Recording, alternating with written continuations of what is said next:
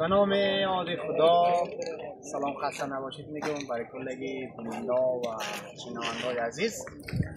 شما که امروز میبینین اینجا شاتو دیورسای است. آمدیم 12 نفر 12 رو په یا 12 یورو را تیکت خریدیم برای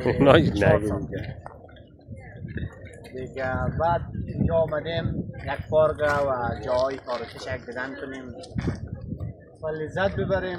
و در اصل داستان ما اینجا برمیگرده است، گپ ما اینجا برمیگرده که چرا جاهای تاریخی کشور عزیز ما افغانستان مثل همی شاتو دیورسای نمیشه، یا مثل همی تو غیفیل، یا مثل همی شانزلیزه. یک راه درآمد باشه برای کلگی. تیکت فروشا تیکت خوب فروشه، رستوران ها کارا رستوران انجام بده، هتلی کنه. مثل این آقا ببینین، آقا کس اینجا کارگر دیگه، اینجا گلامولا رو میده و گلا ماشاءالله رو جمع کنه. این یک راه درآمد است. مردمش کار میکنه، یک چیز در میاره و ریسک روزی حلال در میاره دیگه. چیز زیاد به گفتنی ندارم. امیدوارم که کلگی ما از هوشیار شویم، آینده خود فکر کنیم. ما تشکر، خسته نباشید.